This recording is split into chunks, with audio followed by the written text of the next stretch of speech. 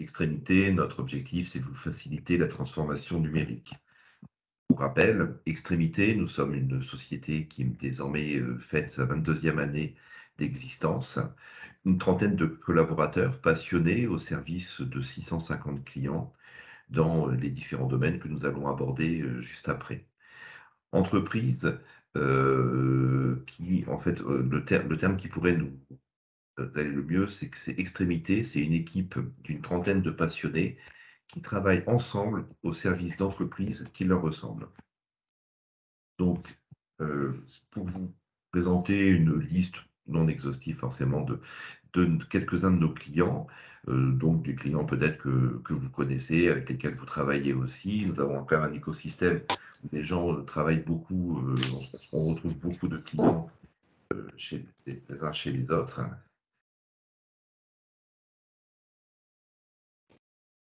Vous voyez ici quelques références de la région. Ce qui est intéressant de voir, c'est que surtout nous ne sommes pas sur une activité particulière, mais nous travaillons avec des entreprises diverses, comme aussi bien dans le nettoyage, dans le sport, dans le transport, la culture avec Sérimania, le site internet avec M6 Web, les relais, en fait tous les centres Emmaüs, que ce soit dans nos différents domaines et nos différentes expertises. D'ailleurs, pour nos expertises, un petit slide pour vous présenter nos domaines d'activité. La sécurité, forte demande actuellement autour de tout ce qui est cybersécurité.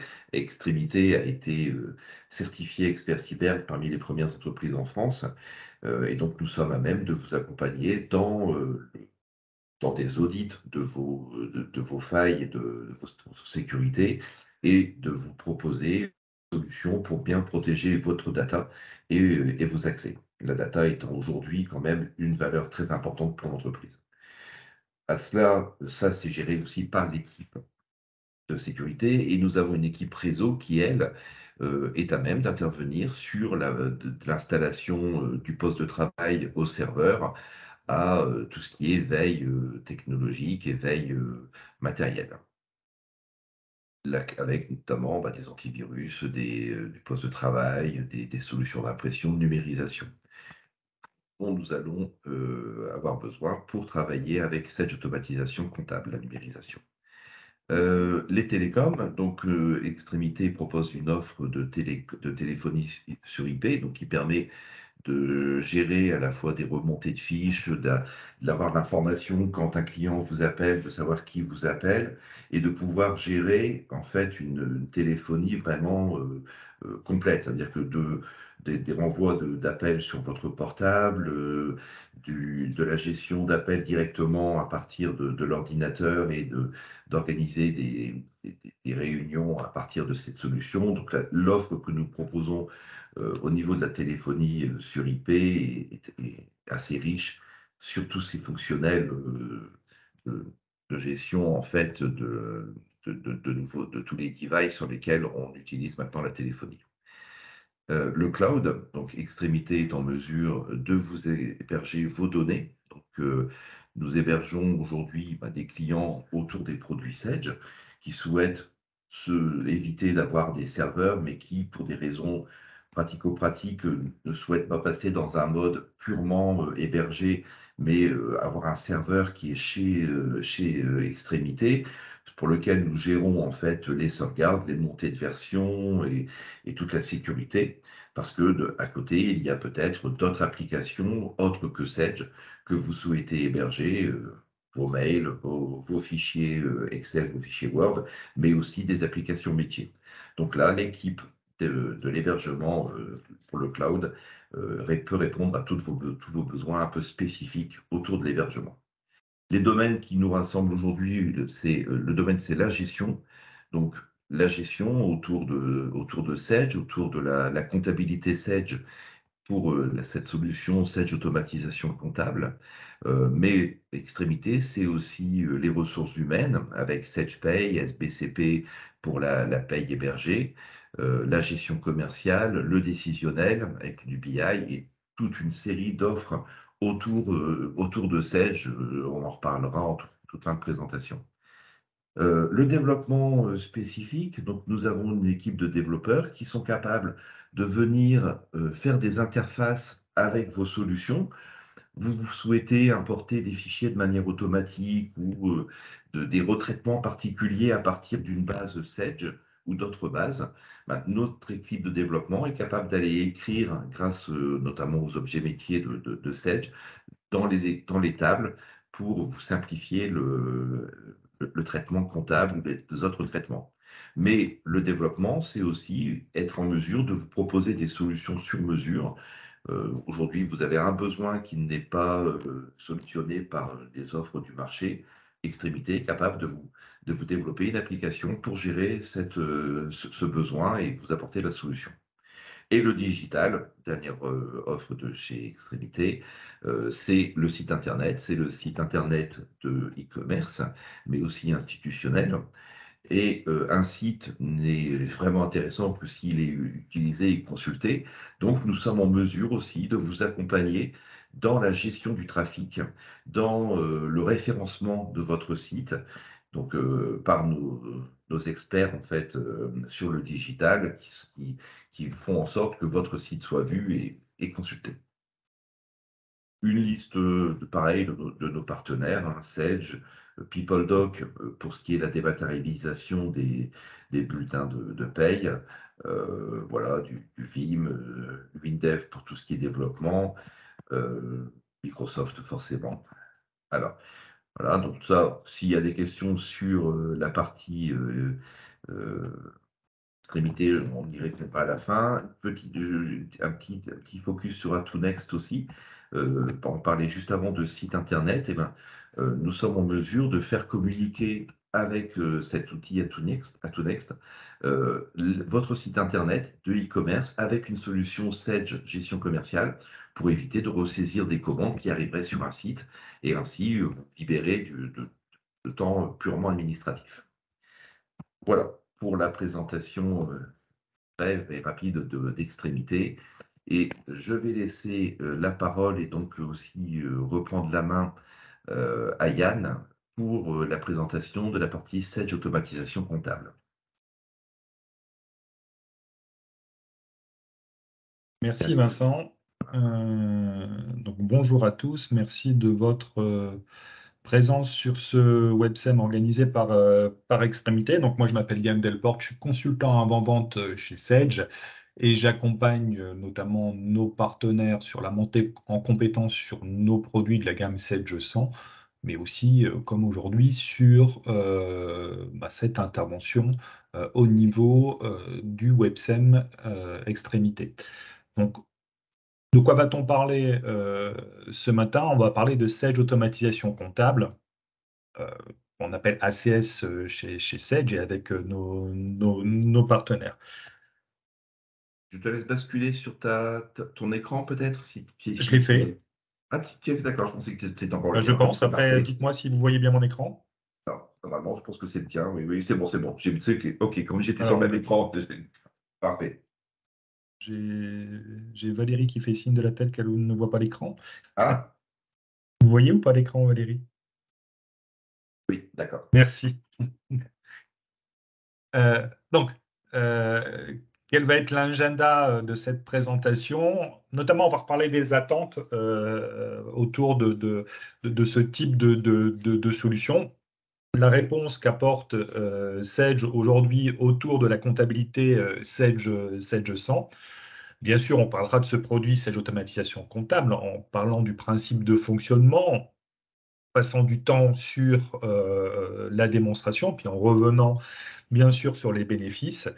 Et on passera aussi un petit peu de temps à répondre à vos questions par rapport à ce produit. N'hésitez pas, même si les micros sont coupés, vous pouvez dès à présent, poser vos questions dans le chat. On y reviendra de toute façon en fin de présentation de l'outil. Alors, les attentes. Euh, les attentes, c'est un peu ce qui a été la genèse de ce produit, de cette solution autour de la comptabilité Sage 100. Alors c'était avant le Covid, hein, on avait interrogé une partie de nos clients qui avaient la comptabilité 700 autour de la dématérialisation du flux de traitement des factures fournisseurs. Et ce qui était attendu, c'était d'avoir une solution qui allait permettre notamment de pouvoir récupérer les factures, les numériser, hein, donc un outil de type OCR, un outil de capture, enfin, en tout cas de capture de documents, de reconnaissance de caractères, donc pour numériser ces factures, mais aussi ce qui était fortement attendu puisque l'objectif étant de, comment dire, de complètement dématérialiser le flux de traitement des factures, il reste dans ce traitement des factures fournisseurs les flux de validation de bons à payer. Donc, il y avait aussi une attente forte sur l'automatisation de ces achats, hein, enfin des validations des achats, au travers des bons à payer. Une grosse attente aussi sur l'archivage. Parce qu'aujourd'hui, la possibilité de pouvoir archiver, stocker ces factures qui ont été numérisées, de pouvoir aussi en faciliter la recherche, parce que c'est pas le tout de les archiver de façon numérique, hein. Si ça met autant de temps qu'aller dans une salle d'archives et d'ouvrir toutes les boîtes une par une pour retrouver une facture, ça va pas servir à grand-chose. Donc autant avoir un outil qui permette d'archiver, mais aussi de pouvoir très facilement rechercher et très rapidement une facture. Et dernière attente, ça vous vous en doutez bien, puisque c'est un outil qui vient compléter la suite comptable 700, c'est de pouvoir intégrer directement, puisque tout a été numérisé, intégrer directement l'écriture comptable dans la comptabilité 700. Alors à l'époque, ça représentait 29%. Aujourd'hui, ce chiffre a largement augmenté au niveau, en tout cas, des PME qui sont intéressées, puisque je dirais l'expérience où la crise Covid a fait fortement augmenter cette attente autour de ce type de produit. Qu'est-ce qu'on apporte, nous, comme réponse à ces attentes? Notamment, la réponse, je pense que vous vous en doutez, sinon on n'en parlerait pas, c'est celle d'automatisation comptable. Donc, c'est l'automatisation comptable. Qu'est-ce qu'il va permettre de faire? Il va permettre de dématérialiser l'ensemble des étapes de traitement de vos factures fournisseurs. D'accord? Donc, on vient complètement dématérialiser un flux qui était peut-être en grosse partie manuel chez vous, hein, c'est-à-dire je récupérais les factures, je les imprimais ou je les sortais des courriers, je les prenais, je les analysais, j'allais écrire mon écriture comptable, après je mettais la facture dans un parapheur pour pouvoir aller dans les bureaux des personnes qui doivent mettre le bon à payer, etc., etc. Puis après, j'archivais tout ça dans des belles boîtes en carton dans une belle salle d'archives pour mes factures. Cette automatisation comptable, qu'est-ce qu'il va vous proposer? Tout ça, ça sera directement dans la solution Sage Automatisation Comptable. Donc, tout ce flux de traitement des factures est, je dirais, à 100% dématérialisé. C'est-à-dire qu'on va pouvoir récupérer les factures, les numériser, les archiver, les intégrer en comptabilité, mais aussi gérer les flux de validation de bons à payer directement dans la solution Sage Automatisation Comptable. C'est une solution qui est SaaS, sécurisée et native avec la comptabilité Sage 100. C'est-à-dire qu'à chaque montée de version, on a cette automatisation comptable qui est compatible avec la nouvelle version Sage 100. Ça, c'est très important parce que ça vous fait gagner du temps, hein, et puis surtout de la sérénité, hein. C'est-à-dire que quand vous montez sur une nouvelle version Sage 100, il n'y a pas besoin de se poser de questions. Votre Sage automatisation comptable continue, lui, de fonctionner. Et le SaaS est aussi important parce que SaaS, ça veut dire que la solution est disponible au travers de son navigateur Internet. Donc déjà, pas besoin de faire une installation complexe sur le poste de l'utilisateur, hein, lui suffit juste d'un navigateur Internet, mais ça permet aussi, parce que ça aussi, ça s'est démocratisé ces dernières années, de permettre à des personnes, quand ils sont de temps en temps en télétravail, de pouvoir leur permettre d'avoir accès facilement de chez eux à la solution. Alors comment ça fonctionne? Tout simplement, alors bien sûr, la solution est dans le cloud, elle est en tout cas sur des serveurs Microsoft Azure.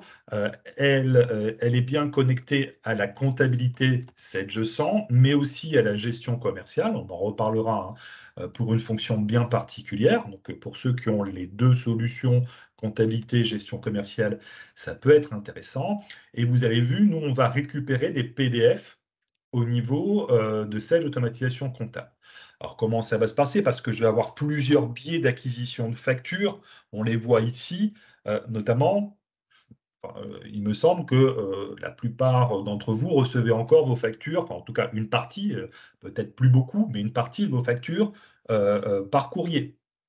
Ces factures courrier, vous allez pouvoir les numériser, hein, donc sur n'importe quel scanner aujourd'hui, hein, que ce soit un scanner autonome, que ce soit sur un copieur, enfin en tout cas un gros copieur que vous avez chez vous qui a une fonction scanner, vous allez pouvoir récupérer, scanner au format PDF ces factures et les récupérer, les injecter dans la solution Sage Automatisation Comptable. Mais vous allez pouvoir aussi récupérer parce que, je disais, le courrier, vous en recevez encore de façon un peu ironique, mais c'est vrai que depuis 2-3 ans, hein, on commence de plus en plus à recevoir les factures fournisseurs directement en PDF, en pièce jointe dans un mail. Il faut aussi pouvoir les récupérer, ces factures. Tout simplement, Sage Automatisation Comptable peut avoir une boîte mail qui lui est dédiée. Donc, c'est une boîte mail que Sage Automatisation Comptable uniquement va lire. C'est-à-dire que quand il va y avoir un nouvel email avec en pièce jointe un fichier PDF, Sage Automatisation Comptable va aller lire l'email, voir qu'il y a une pièce jointe au format PDF et l'intégrer dans la solution automatiquement.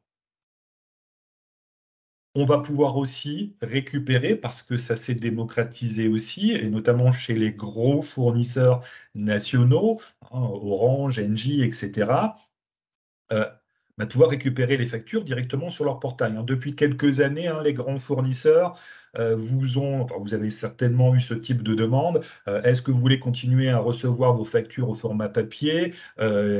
Sinon, on peut vous les mettre à disposition au travers de notre portail. D'accord? Et bien sûr, l'embêtant, c'est que quand j'ai ce type de choses-là, je vais devoir enregistrer le PDF sur mon poste pour pouvoir le déposer dans cette automatisation comptable. Maintenant, c'est plus le cas, c'est-à-dire qu'on sait aujourd'hui directement se connecter sur la plupart notamment des grands fournisseurs nationaux, donc avec bien sûr vos identifiants, vous vous connecterez avec vos identifiants pour aller récupérer directement dans le portail les factures au format PDF. Donc encore un gain de temps, hein, à ce niveau-là.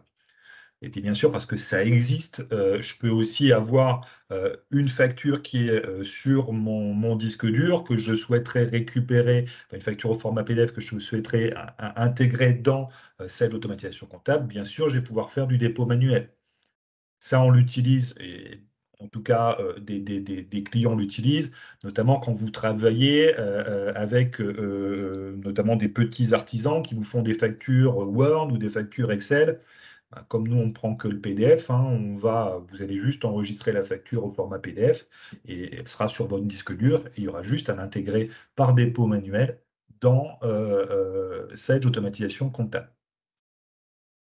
Alors, ce qui est important aussi de voir, c'est que, vous voyez, quand on arrive au niveau de la solution Sage Automatisation Comptable, il y a un petit logo ici, EDAS.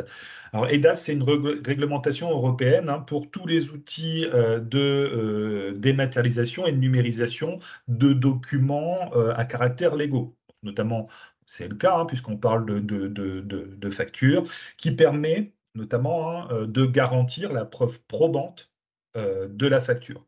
D'accord? Donc, ce qui permet aussi, hein, de ne plus archiver au format papier, hein. Donc, notamment comme la loi européenne est devant la loi française, normalement, il n'y a pas de souci par rapport à ça. C'est-à-dire que chaque facture qui va arriver dans Sage Automatisation Comptable est horodatée et signée numériquement et stockée aussi à part, c'est-à-dire qu'on garde un original, un conforme original dans la solution Sage Automatisation Comptable. D'accord? Donc, une fois que les factures sont dans la solution, donc elles vont être lues, c'est-à-dire que les données de la facture vont être lues par un OCR, qui est un outil de reconnaissance de caractère.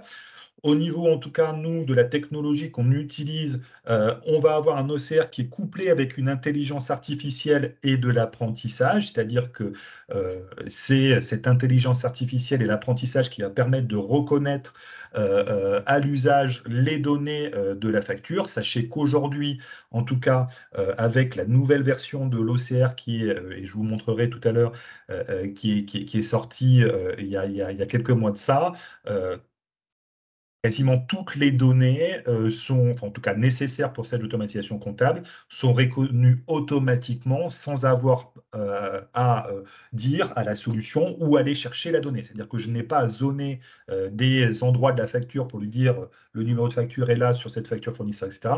Il le fait de lui-même.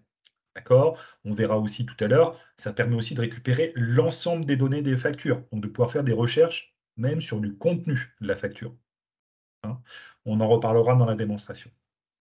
Une fois que les données sont récupérées, bien sûr, tout ça, ça va passer dans une moulinette métier, hein, pour valider ces données, rattacher la facture au bon fournisseur, mettre le numéro de facture au bon endroit, les dates, date de facture, date d'échéance au bon endroit, etc., au niveau de cette validation métier. Et cette validation métier, elle ne fait pas que ça.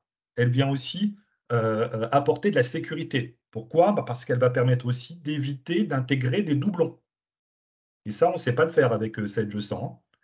Aller faire une écriture aujourd'hui directement dans votre journal d'achat, mettez 2 fois le même numéro de facture dans le champ numéro de facture, ça, je vais vous dire, c'est bien, ça passe. D'accord?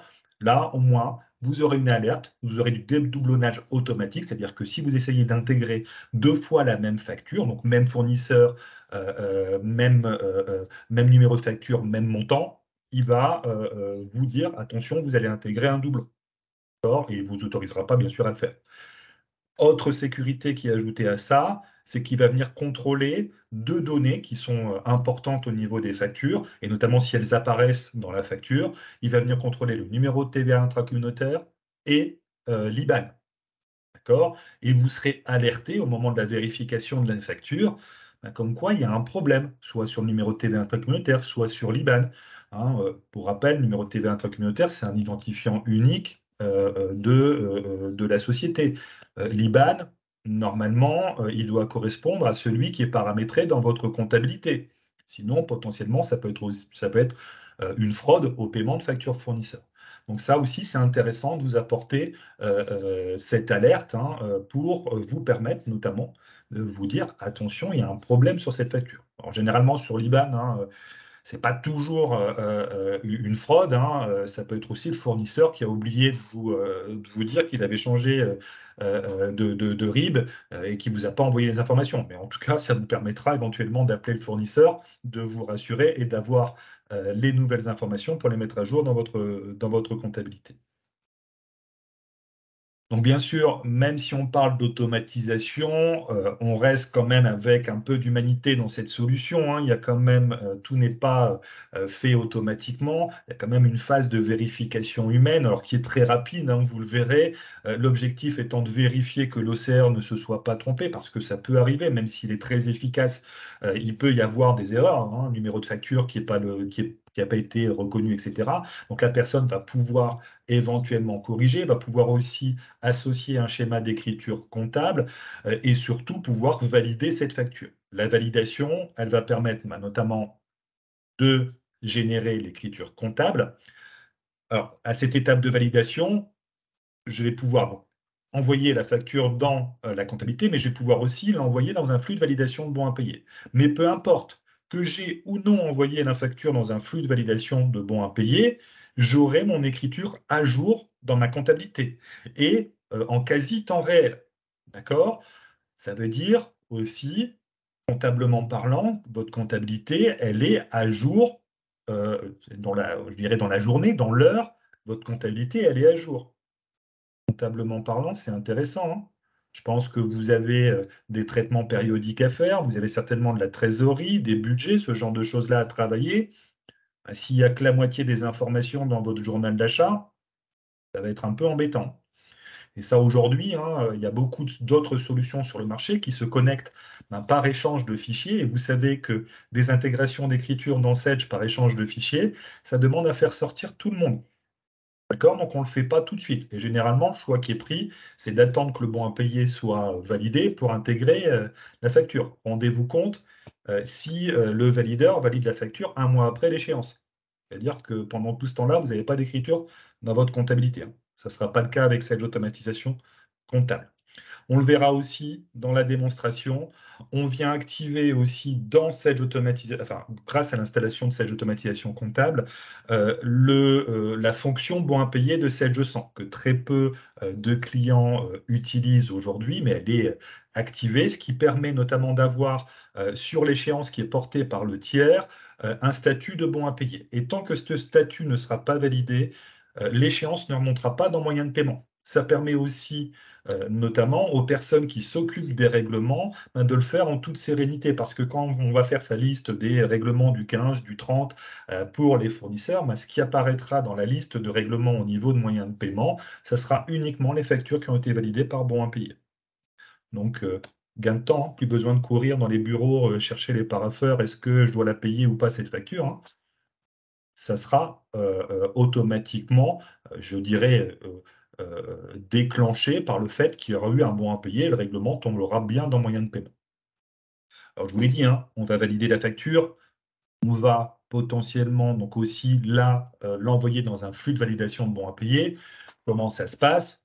Ben, une fois que ça a été validé au niveau comptable, on va envoyer ça potentiellement à un premier niveau de validation. Et vous voyez ici qu'on peut gérer des informations ici, par exemple, un service, une agence, un département dans votre société, pour dire, voilà, cette facture concerne le siège, cette facture concerne l'usine, et dans ce cas-là, je vais pouvoir rediriger vers les bons valideurs, puisque le valideur du siège n'est peut-être pas le valideur de l'usine. D'accord? Les valideurs vont pouvoir aussi, notamment, mettre une information sur une facture, parce que c'est peut-être eux-mêmes qui sont responsables de l'achat ou de la réception de la marchandise ou de la prestation. Il y a peut-être eu un problème. Eux pourront être à même de dire: attention, moi, cette facture, elle est en litige. Ce qui a été réceptionné, c'est pas ce qu'on attendait, ou il y a eu de la casse. Moi, j'attends un retour du fournisseur. Je l'ai toujours pas. Je veux pas que ce soit payé. Mais en faisant ça, je viens mettre à jour l'écriture comptable. C'est-à-dire que la personne qui est uniquement au niveau de la comptabilité dans les journaux d'achat, elle le sait. D'accord? Puisque le moment de règlement est passé en ATT litige.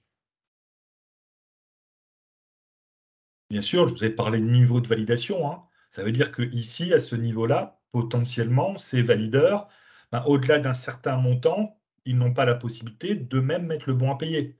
Et il faut monter à un niveau supérieur. Alors, ils pourront peut-être dire: «On est OK avec la facture» en commentaire, hein, mais ils ne pourront pas dire que cette facture est bonne à payer. Et dans ce cas-là, on peut déclencher par rapport au montant plusieurs niveaux de validation. Donc ici, ça passe à la direction qui est, elle, le bon à payer et qui va pouvoir mettre le bon à payer. Donc vous voyez qu'ici, hein, le mode de règlement se met dans le bon mode de règlement, hein, pour lequel on a validé cette facture. Et bien sûr, maintenant, cette échéance-là qui est portée sur le tiers va remonter dans moyen de paiement. On peut aller jusqu'à 10 niveaux de validation. Alors ça, c'est vraiment si on veut faire complexe. Alors sachez qu'en moyenne, la plupart des clients, Sage Automatisation Comptable aujourd'hui sont entre 1 et 2 niveaux. Alors bien sûr, on a des clients avec, beaucoup plus que, 1 ou 2 niveaux, mais je dirais dans la moyenne aujourd'hui, c'est plutôt 1 à 2 à 2 niveaux. Sachez qu'aussi, dans la solution et c'est gratuit, c'est, dans, l'offre, Sage, automatisation comptable, on a, la possibilité donc pour les valideurs de leur mettre à disposition, une application qui va leur permettre de valider en toute mobilité. Alors sachant que ces applications sont déjà disponibles sur les stores, que ce soit, le store de Google ou le store d'Apple, les solutions sont disponibles. Et qu'est-ce que ça va permettre? Ça va permettre notamment à un valideur d'avoir ce type d'écran, hein, les factures qu'il a à valider, pouvoir consulter la liste des factures, pouvoir l'afficher à l'écran, pouvoir rajouter des informations, des pieds joints, des commentaires, mettre en litige, et bien sûr aller jusqu'au bout, hein. L'objectif est d'éventuellement mettre le bon à payer, hein. Moi, je ne me balade pas toujours avec mon PC, mais j'ai mon téléphone et je peux valider le paiement de la facture. OK? Dernière chose, parce que j'ai dit qu'on était connecté aussi avec la gestion commerciale. Alors là, c'est uniquement pour une fonction bien particulière, notamment, c'est la possibilité de faire du rapprochement avec les bons de réception de la gestion commerciale, donc avec les BL fournisseurs qui sont dans la gestion commerciale. Ça ne concerne uniquement les clients qui ont aussi bien la comptabilité que la gestion commerciale 7G100. L'objectif étant d'ajouter une étape supplémentaire dans la validation d'une facture pour pouvoir rapprocher un BL avec la facture. L'objectif est ici, hein, d'avoir du coup les mêmes informations que dans la gestion commerciale, pouvoir même aussi, vous le voyez, rajouter des informations, par exemple des frais de port ou des frais divers qui n'apparaissaient pas sur le bon de réception. Et bien sûr, hein, nous, on vient réimpacter derrière la gestion commerciale pour que les informations soient cohérentes. Donc voilà sur la théorie, hein, en tout cas, sur le principe de fonctionnement. Petite chose et on verra aussi au niveau de la démo, donc depuis, le 15 février dernier, on a, notamment, 3 nouvelles options, qui sont apparues, pour Sage Automatisation Comptable. Donc notamment une dont je vous ai déjà parlé, hein, qui est la collecte de factures fournisseurs, qui permet, de collecter directement sur les portails, des fournisseurs, les factures. Mais on a aussi une option qui est la partie demande d'achat, qui va permettre de structurer le processus d'engagement des achats, et tout ça piloté éventuellement aussi avec des budgets. Mais l'objectif étant un peu comme ce qu'on fait dans cette automatisation comptable, c'est de dématérialiser cette demande d'achat. Mais pourquoi c'est une option de cette automatisation comptable? Parce que ça va permettre aussi, notamment, de venir faire un rapprochement d'une demande d'achat avec une facture pour bien valider que oui, on a bien eu l'aval sur la demande d'achat et la facture que je suis en train de traiter, elle correspond bien à cette demande d'achat. Et on a aussi une autre option qui s'appelle ECM Achat, qui permet de simplifier la gestion des flux d'informations et de documents d'achat, donc qui permet en fait de structurer au travers comment dire, d'une arborescence l'ensemble des documents que vous avez donc récupérés au niveau de cette automatisation comptable, que ce soit les factures, que ce soit les pièces jointes que vous avez associées à ces factures, que ce soit aussi d'autres documents qui ont à voir avec les achats. Par exemple, un contrat que j'ai voulu associer à un fournisseur, mais que je souhaite retrouver dans cette arborescence de documents. Donc, on en parlera aussi lors de la démonstration. Ça tombe bien, on va aller dans le produit et on va voir comment ça se passe. Donc là, je suis connecté à ma solution Sage Automatisation Comptable. D'accord? Donc, vous voyez qu'ici, hein, j'arrive, enfin, déjà, je me suis connecté au travers de mon navigateur internet avec un login et un mot de passe, hein. Tout ça est sécurisé, hein. Je ne peux pas me connecter comme ça, hein. Si je n'ai pas de login, pas de mot de passe, je ne peux pas me connecter. Et ici, moi, je me suis connecté en tant qu'administrateur de la solution, hein. Donc, j'ai accès à l'ensemble des fonctions. J'ai surtout aussi accès au menu de paramétrage de la solution. Sachez qu'on va pouvoir paramétrer des profils d'utilisateurs. Alors, au-delà de l'administrateur, il y a deux profils que l'on voit souvent, hein. C'est le profil comptable, des personnes qui vont comptabiliser les factures qui sont montrées. Et le deuxième profil que l'on voit le plus, c'est le profil valideur. Alors après, on peut créer d'autres profils, mais en tout cas, c'est ce qui est le plus commun dans la solution. Sachez qu'aussi, sur les utilisateurs de cette automatisation comptable, on peut mettre des droits de délégation qui sont temporaires ou qui peuvent être, je veux dire, illimités. D'accord. Ces droits de délégation sont très intéressant, notamment sur la population des valideurs, parce que le valideur qui est parti en congé pendant 15 jours, je vais pas attendre son retour, surtout s'il a 10 factures à valider et qu'il doit les valider, notamment pendant sa période de congé.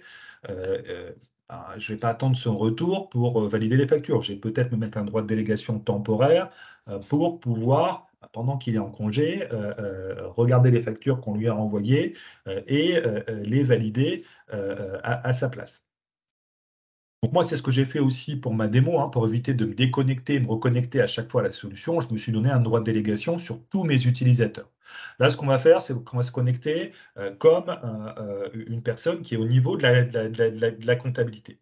Vous voyez déjà tout de suite, hein, quand je change de profil, j'ai plus le même affichage. Déjà, j'ai plus accès à l'ensemble des fonctions et surtout pas à la partie administration qui était ici. Et ici, j'ai accès notamment à différents onglets. Alors bien sûr, les onglets, hein, on a ici au niveau de l'écran d'accueil les tuiles qui me permettent d'accéder rapidement. Mais surtout ici, je vais avoir un onglet comptabilité dans lequel je vais retrouver l'ensemble des factures qui sont à comptabiliser, donc à envoyer et à valider vers la comptabilité. Ici, tous les bons à payer qui ont été validés, d'accord? Toutes les factures qui ont été mises en litige et tous les documents qui sont en cours de traitement. Donc en cours de traitement, ça veut dire que ça a été envoyé vers la comptabilité, mais aussi envoyé dans un flux de validation de bons à payer et que c'est en attente de validation de bons à payer. Alors, qu'est-ce qu'on va faire, nous? On va d'abord passer par la première étape, c'est-à-dire que je dois d'abord récupérer les factures et les comptabiliser. Ce que je vous ai montré tout à l'heure, hein, sur notamment le biais d'acquisition des factures, hein, peu importe par quel biais ça arrive, que ce soit le courrier qui est numérisé, la récupération des pièces jointes dans les mails ou le portail ou le dépôt manuel. Hein. Le dépôt manuel peut se faire directement ici. Hein. Si je veux ajouter une facture, je peux le faire ici. Et surtout, je vais récupérer l'ensemble des factures qui ont été numérisées, hein, qui ont été en tout cas lues par l'OCR et que je retrouve ici. Alors vous voyez aussi, hein, on a un affichage multi-société, c'est-à-dire que Sage Automatisation Comptable permet de gérer plusieurs dossiers comptables à la fois. Bien sûr, ça sera des questions de droit. Ici, moi, à la personne qui est au niveau de la comptabilité, je vais lui donner le droit de voir plusieurs sociétés. Donc, c'est pour ça qu'il a cet affichage. Ici, je vois la société Bijoux, je vois la société Cara qui est ici. Alors, moi, si aujourd'hui, je me dis, je vais traiter que les factures de Cara, hein, je peux changer et sélectionner que Cara pour traiter que ces factures-là. D'accord. On va rester quand même sur cet affichage multisociété parce qu'il y avait pas mal de choses qui étaient affichées à l'écran. Alors déjà aussi, vous voyez, hein, l'outil, enfin en tout cas l'outil de reconnaissance de caractère, c'est faire la différence entre une facture et un avoir. D'accord? Dès qu'il va voir le mot facture, invoice, avoir, credit note, ce genre de mots qui correspond en tout cas à cette typologie de documents, il va tout de suite dire, voilà, ça c'est une facture, ça c'est un avoir. Vous voyez aussi que l'outil ne me met pas les factures en erreur sur lesquelles il ne retrouve pas potentiellement toutes les informations. Notamment ici, il n'a pas retrouvé le fournisseur. Il n'a pas retrouvé le fournisseur. Moi, ce n'est pas une erreur, c'est juste peut-être parce que c'est un nouveau fournisseur. Moi, je ne l'ai pas encore créé en comptabilité, donc je n'ai pas de compte comptable à associer, mais c'est bien une facture. C'est bien une facture que j'ai reçue. Vous voyez qu'ici, il a quand même retrouvé des données. C'est-à-dire qu'il me dit, c'est la facture de telle date pour tel montant TTC, tel montant hors taxe, tel montant de taxes. D'accord? Donc j'ai l'information. En sachant que ici, il me permet ici de venir choisir le fournisseur. Alors c'est peut-être parce qu'il n'y avait pas assez de données pour reconnaître le fournisseur, et dans ce cas-là, je pourrais taper ici, par exemple, si je tape EDF, je vais retrouver mon compte comptable pour EDF. Donc si c'est ça, je peux valider ici EDF, donc l'associer à un compte déjà existant, mais la plupart du temps, c'est parce que c'est un nouveau fournisseur et que je ne l'ai pas encore créé en comptabilité. Alors, dans ce cas-là, on va peut-être attendre qu'il soit créé en comptabilité, mais cette attente, je peux perdre du temps. Moi, je veux traiter tout de suite la facture. Je vais pouvoir ajouter le fournisseur. Et ici, il me permet de créer ce qu'on appelle une préfiche fournisseur, hein, pour Sage Automatisation Comptable, qui va me permettre de traiter cette facture jusqu'au bout, d'accord? Mais surtout, qui va permettre notamment cette préfiche, puisqu'elle va être remplie avec des données comptables, de créer au moment de l'envoi des informations vers la comptabilité, de créer la fiche fournisseur et après de venir générer l'écriture comptable. Donc je viens gagner du temps aussi à ce niveau-là. Autre point, vous voyez aussi que la solution, notamment cette facture netto qu'on va aller traiter juste après, c'est une facture que j'ai intégrée ce matin. D'accord? Et tout de suite, il m'a reconnu un certain nombre d'informations. C'est-à-dire qu'il a bien rattaché au fournisseur. Ici, mon fournisseur, mon compte Netto, qui est mon fournisseur nettoyage et compagnie. Il a déjà retrouvé le numéro de facture, je ne lui ai rien dit, il l'a rempli lui-même. La date de la facture, les montants. D'accord? On va aller traiter cette facture parce qu'il n'a pas reconnu que ça. Le principe de l'OCR, ça va venir reconnaître les caractères, les données, et on va utiliser ces données pour pouvoir traiter la facture. Donc ici, il m'a bien associé à mon fournisseur netto. Vous voyez aussi ici, il me dit que tout est bon. C'est-à-dire que il a bien retrouvé un IBAN qui est ici dans la facture et qui correspond bien à celui qui est dans ma comptabilité. Donc ici, j'ai pas de problème. Donc à gauche, j'ai ma facture, donc je vois ma facture numérisée. À droite, ça va être les informations de la facture. Vous voyez que je peux rajouter des commentaires, je peux rajouter des pièces jointes sans limite. Ça ne compte pas dans la souscription. Si je veux rajouter 20 pièces jointes à cette facture, je ne paierai pas plus cher. D'accord? Donc ça aussi, c'est intéressant. Je vais pouvoir faire des actions. Alors, transmettre, on va y revenir, mais je peux poser des questions à d'autres utilisateurs. Donc, c'est un outil qui est aussi collaboratif, qui va me permettre de dire, moi, pour traiter cette facture, j'ai besoin d'informations. Il me manque, par exemple, la répartition analytique que je ne connais pas. Je pourrais poser la question notamment à André, est-ce que tu connais la répartition analytique? Lui, il va être averti par mail, ou il va être averti quand il va se connecter à cette automatisation comptable, comme quoi il a une question, notamment par rapport à cette facture. Et il va pouvoir me répondre. Une fois que j'aurai la réponse, je pourrai traiter la facture. Je vais pouvoir aussi rediriger quand je gère du multi-société. De temps en temps, ça peut tomber dans ma manette, même si l'OCR notamment fait le distinguo des sociétés. Il peut y avoir une erreur, notamment de temps en temps, et dans ce cas-là, moi, je peux dire, cette facture, elle ne me concerne pas, elle concerne Cara, et la renvoyer vers la société Cara. Je peux aussi, dès l'étape comptable, mettre la facture en litige. L'avantage ici, c'est que si je le fais dès l'étape comptable, je ne génère pas l'écriture comptable. Donc, ça peut être aussi intéressant de temps en temps. Vous voyez qu'il m'a récupéré les informations, c'est-à-dire que mon numéro de facture a bien été récupéré, c'est bien la facture 103, la date de facture a bien été récupérée, c'est bien du 15 avril.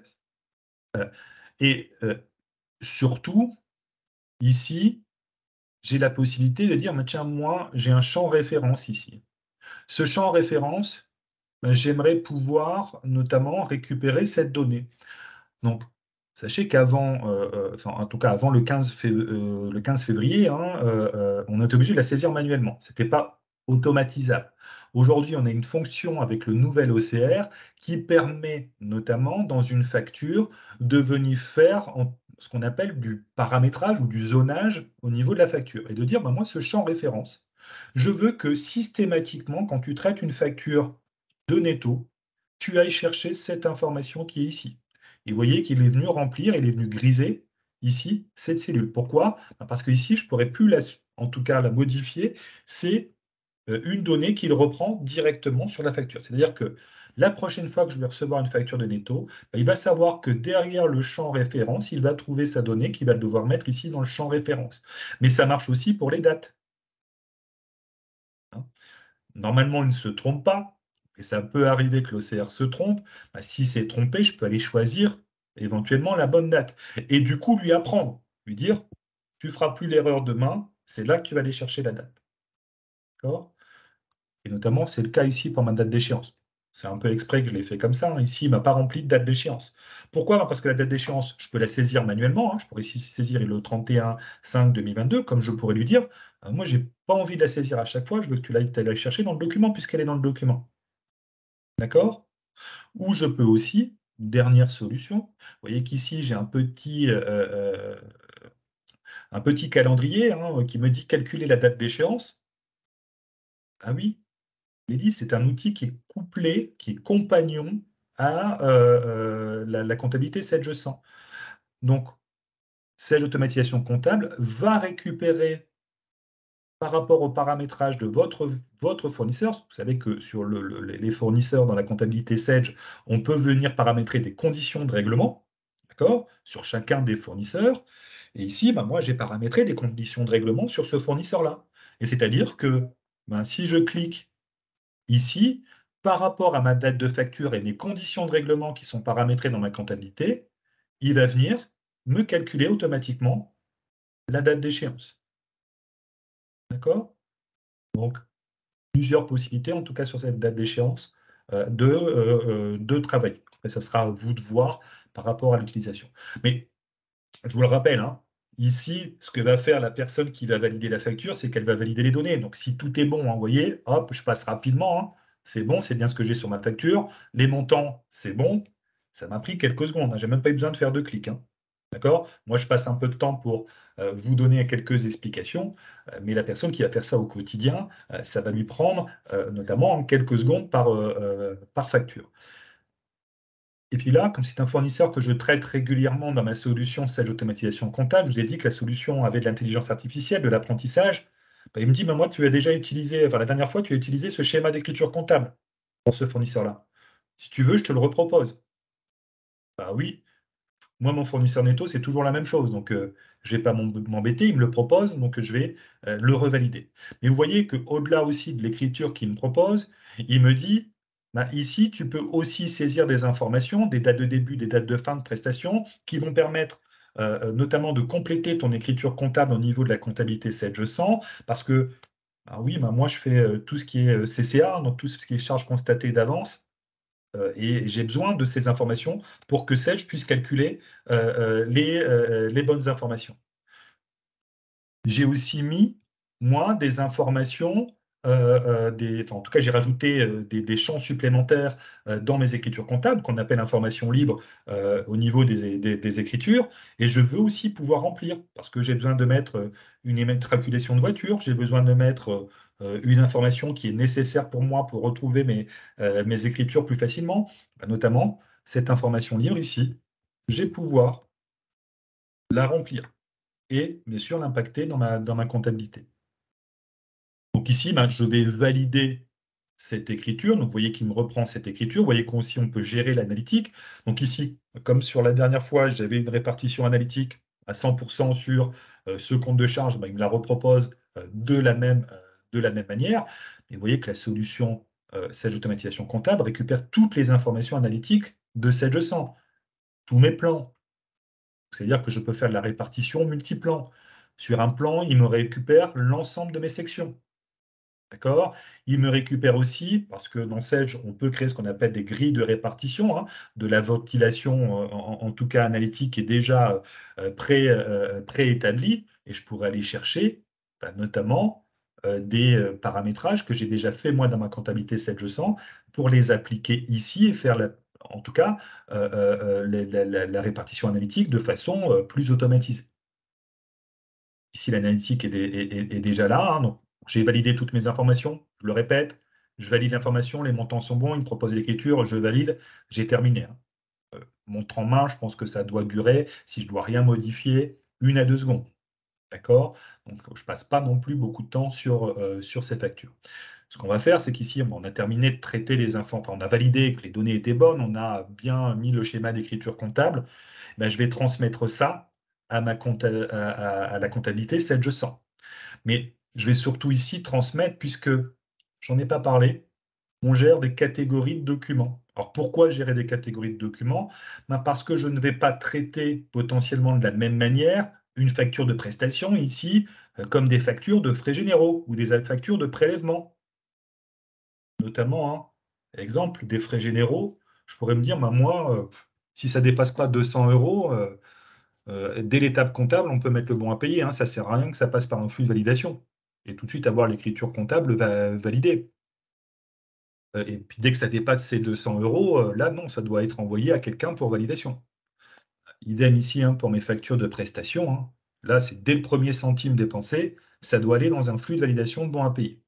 Notamment un flux de validation qui va dépendre ici du service, parce que j'ai dit que moi, mes factures de prestation, elles pouvaient être pour 2 services dans ma société, soit le siège, soit l'usine. Et bien, qu'est-ce que ça permet? Notamment ici, j'ai siège. Ben, quand je fais transmettre, il me dit: «Tu dois transmettre à Gérard» et j'ai pas d'autre choix. Je vais choisir, je vais dire que c'est une facture de prestation pour l'usine. Je vais faire la même chose, transmettre. Ah bah là, j'ai rien à transmettre. Pourquoi? Ben parce que là, il me dit: «Tu peux soit l'envoyer à André, soit à Pierre». Donc je peux faire aussi, hein, ce genre de choses-là et lister éventuellement les différents valideurs, qui sont à ma disposition. Notamment ici, moi, je vais transmettre, donc je vais transmettre ici à Gérard. Je pourrais aussi mettre des couleurs, hein, sur, les commentaires que je vais envoyer. Donc ici, je pourrais saisir un commentaire, mais moi, c'est toujours le même commentaire. Quand c'est une facture ici qui a un contrat, je veux à chaque fois mettre ce texte-là. Donc on peut préenregistrer des propositions de commentaires qui me permettent de gagner du temps. D'accord? Et moi ici, je vais envoyer ma facture. Donc le fait de l'envoyer, ça fait 2 choses. Ça l'intègre dans ma comptabilité 7G100, donc je vais avoir mon écriture comptable et ça m'envoie, cette facture dans un flux de validation de bons à payer, donc vers Gérard. D'accord? Alors, je vais juste démarrer quelque chose que je n'ai pas pu démarrer tout à l'heure parce j'avais un petit souci. Je vais voir si ça refonctionne, parce que j'aimerais bien vous montrer l'écriture comptable au niveau de la comptabilité, si ça remarche. Voilà. Donc en attendant, heu, ma facture ici, vous voyez qu'elle est dans les factures à comptabiliser, elle a disparu. Je l'ai traitée, c'est normal, hein, donc je dois après traiter, mes autres factures. Vous voyez aussi, hein, je ne vous l'ai pas montré tout à l'heure ici, hein, quand j'ai des fils de discussion et des questions, hein. Ici, hein, je vois les différentes questions, hein, les textes, je vois si j'ai reçu ou pas la réponse, hein, ici, à mes questions, hein, et je peux suivre tout ça. Je vais, notamment maintenant, montrer que ce document, il est bien à l'étape suivante, c'est-à-dire qu'ici, moi, je l'ai envoyé dans un flux de validation de bons à payer. Donc ma facture ici, 103, je la retrouve bien, dans ma solution, donc dans les documents en traitement. Pourquoi? Bah, parce qu'elle est en attente de validation ici, chez Gérard, à la première étape. Je revois aussi comment dire? Le texte, que, j'ai associé, hein. Merci de vérifier le contrat avant validation et je peux reconsulter aussi, notamment cette facture. C'est-à-dire qu'ici, je vois ma facture, je vois, les éléments, enfin, en tout cas, le fichier PDF de la facture, les données qui ont été validées, les montants, l'écriture comptable que j'ai associée avec ma répartition analytique, les données que j'ai associées ici en information libre, hein, tout ça, je peux le retrouver. Bien sûr, le commentaire, les pièces jointes si j'avais ajouté des pièces jointes. Et ça, c'est génial, la traçabilité de cette facture.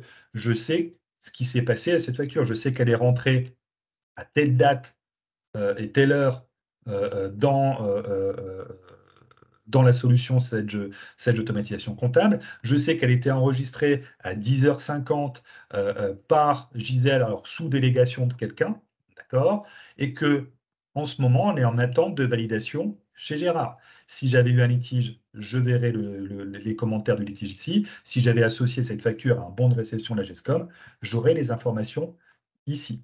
D'accord? Donc, cette facture, on va aller voir ce qui s'est passé, puisque ça remarche. Hop, j'ai un petit problème ce matin. J'ai peur de ne pas pouvoir vous montrer l'écriture comptable.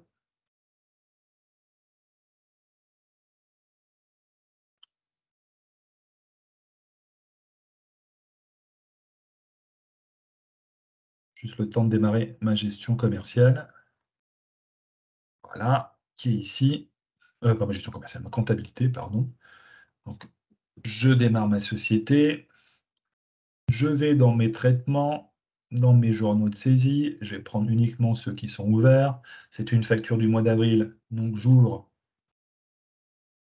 ici mon document. Donc ici, on est bien sur la facture qui était du 15 avril, il a bien récupéré l'ensemble des informations. Mon mode de règlement est un ATT BAP, ce qui veut dire que cette facture est en attente de validation de bon impayé. J'ai bien récupéré ici, en information libre, l'information extrémité que j'avais saisie auparavant. Vous voyez aussi que mon compte de charge ici, sur lequel j'avais de l'analytique, il est en gras, parce que j'ai bien récupéré aussi la répartition analytique que j'ai saisi pour cette facture. Et dernière chose, en tout cas par rapport à cette écriture, c'est si je regarde notamment l'échéance qui est reportée sur le tiers, ici, hein, vous voyez qu'ici, pour ma facture 103, j'ai bien cette échéance et qu'ici, j'ai un statut de bon à payer qui me dit que elle est à valider. Donc, elle n'a pas encore été validée par un bon à payer. C'est-à-dire que cette échéance-là ne remontera pas dans le moyen de paiement tant qu'elle ne sera pas passée dans le statut bon à payer. Donc, je viens en tout cas faciliter la tâche de la personne qui s'occupe des règlements. En tout cas, elle n'aura plus à se gratter la tête et de savoir si la facture est ou pas à payer, même si elle apparaît dans sa liste, hein. Si elle apparaît dans sa liste, c'est qu'il y a eu un bon à payer. D'accord? Donc, vous voyez qu'ici, hein, donc j'ai bien mon écriture comptable qui a été générée. J'ai aussi notamment un lien fort entre cette automatisation comptable et ma comptabilité. C'est-à-dire qu'à partir de ma comptabilité, je peux, donc, sur n'importe quelle ligne de mon écriture, aller sur le bouton Action, visionner le document rattaché, et je vais retrouver ici un lien qui me permet de m'afficher en pure consultation la facture. C'est-à-dire que même si je n'ai pas d'accès à cette automatisation comptable, je peux m'afficher, donc en consultation, la facture. Donc la visualiser directement sur mon écran, revisualiser les données, revisualiser les informations d'écriture comptable, les commentaires. Vous voyez que je suis en consultation ici, je ne peux pas rajouter de commentaires. Les pièces jointes, pareil, là, je ne peux pas en rajouter. La traçabilité, etc. Hein, donc tout ça, je peux le visualiser donc, directement à partir de mon écriture comptable. Je reviens ici dans ma solution Sage Automatisation comptable. J'ai envoyé cette facture à un valideur. Et ce qu'on va faire, c'est qu'on va aller voir ce qui se passe côté valideur. Je reviens ici sur mon profil administrateur. Je viens choisir donc le valideur. J'ai envoyé ça à Gérard. Vous voyez qu'aussi qu'en tant que valideur, je n'ai pas la même vision que l'administrateur, que le comptable, etc., etc. Ici, je vois juste les factures que j'ai à valider. J'en ai 6. Alors, je pourrais cliquer ici ou cliquer ici, hein, c'est la même chose. Et ici, je vois les 6 factures que j'ai à valider. Je vois surtout ma facture 103 qui m'a été envoyée. D'accord? Euh, je vois aussi le texte, hein, sans rentrer dans la facture. Merci de vérifier le contrat avant validation. Mais qu'est-ce que je vais faire ici? C'est qu'en tant que valideur, je vais aller regarder cette facture pour mettre ou non le bon à payer. Bien sûr, comme tout à l'heure, hein, je vois ma facture. À droite, ici, je vois en tout cas ce que je peux faire. Et ici, vous voyez notamment alors, c'est pas obligatoire, mais moi je l'ai mis ici pour que vous puissiez voir jusqu'où on peut aller. On peut permettre à un valideur, notamment si on lui a donné les droits, de modifier des informations. C'est-à-dire qu'il a la possibilité de modifier la date d'échéance, le mode de règlement, et vous voyez qu'ici on a bien l'ensemble des modes de règlement de la comptabilité Sage, mais il peut aussi modifier la répartition analytique. D'accord? Donc, s'il a envie, notamment de changer cette répartition analytique, il a la possibilité. Ici, tout est sur la direction administrative, hein, c'est 5 000 €. S'il se dit: «Non, c'est pas ça, moi je veux répartir, autrement», il a accès à ses plans, à ses sections. Il peut dire: «Moi, je vais mettre notamment ici 50 sur la direction commerciale et je vais mettre, heu, hop, ici, le solde sur la direction administrative. D'accord? Et ici, je vais valider ma modification. Et vous allez voir, ça va avoir un impact au moment de la mise à jour. Donc, C'est un droit, alors on n'est pas obligé hein, pour le valideur, mais après, il verra toutes les informations qu'on a vues, hein, l'écriture comptable, les commentaires, etc., etc. Et après, ben, lui, ce qu'il va pouvoir faire, ben, c'est agir. Donc, bien sûr, il peut venir mettre le bon à payer parce que à son niveau, dès l'étape 1, et par rapport au montant, il peut mettre le bon à payer. Alors, bien sûr, s'il y avait des conditions de montant, là, ça ne serait pas bon à payer, ça serait transmettre parce que bah, il ne pourrait pas mettre le bon à payer. Il peut aussi poser des questions, rediriger vers une autre agence, vers d'autres valideurs, renvoyer la facture à l'étape précédente et mettre la facture, s'il le souhaite, en litige. Nous, on va mettre le bon à payer. Donc, ici, il a la possibilité de mettre un commentaire. Moi, je vais mettre OK pour moi. D'accord? Et je vais donc ici apposer le bon à payer. Hein. Donc, je clique sur envoyer. Et ici, vous allez voir ma facture, comme tout à l'heure, hein, comme pour la partie comptable, la facture disparaît de sa liste. Il n'a plus que 5 factures à valider parce que il a mis en bon à payer cette facture. Alors, comme tout à l'heure, elle n'a pas disparu, hein, cette facture. Hein. Je vais me remettre en tant que comptable. Notamment, moi, j'ai donné, alors, tous ces onglets hein, sont soumis à droit. Hein. J'ai donné le droit à la comptable de pouvoir suivre les factures qui ont été retournées en bon à payer. On était à 2 tout à l'heure, maintenant on est à 3. Ben oui, hein, j'ai ma facture ici 103 qui est arrivée ben, dans les factures bon à payer puisque Gérard vient de mettre le bon à payer. Donc je peux retrouver l'ensemble des commentaires. Je vois qu'il y a de l'analytique. Je peux aussi reconsulter cette facture. Donc, je retrouve ici ma facture. Je retrouve surtout un tampon virtuel ici qui me permet de voir qui a validé et à quelle date ça a été validé. Donc, ici par Gérard, le 12/4. Je revois les informations de mes factures. L'écriture comptable, d'accord, avec bien sûr la mise à jour ici des informations. Je revois les commentaires, donc le commentaire de la personne qui a comptabilisé, de Gérard, hein, le OK pour moi, mais aussi un commentaire qui se génère automatiquement. Dès qu'il y a une modification qui est faite, hein, donc dans ce droit de modification, on a une traçabilité de la modification. Je sais que la modification de l'analytique a été faite par Gérard le 12/4 à 11h28 et c'était bien une modification analytique. D'accord? Et je retrouve aussi hein, mes informations de traçabilité. Donc maintenant, la boucle est bouclée, hein, c'est-à-dire que c'est rentré à telle date, c'était enregistré en compta à telle date par telle personne, et le bon à payer a été mis à telle date, telle heure par telle personne. D'accord? Donc on a bien ici l'ensemble des informations. Bien sûr, qu'est-ce qui s'est passé dans la comptabilité? Donc je rouvre mon journal ici de 2022. Donc, ah tiens, hop, dans le mode de règlement, j'ai plus la TTBAP. Ben oui, la facture a été validée par un bon à payer, donc elle n'est plus en attente de bon à paiement, donc de bon à payer, pardon. Donc on a remis le bon mode de règlement qui était associé à cette facture. J'ai aussi ici toujours de l'analytique, mais il y a eu une mise à jour de cette analytique. Tout à l'heure, on était à 5 000 € sur la direction administrative. Maintenant, on a bien la nouvelle répartition qui a été modifiée par Gérard. Donc, on a bien un impact, une mise à jour qui a été faite. Et toujours, hein, dans ce bouton action, j'ai la possibilité donc, de visionner la pièce rattachée. Hein. Donc, je vais retrouver ici ma facture hein, en pure consultation. C'est-à-dire qu'ici, hein, toujours, je ne peux plus rajouter de commentaires.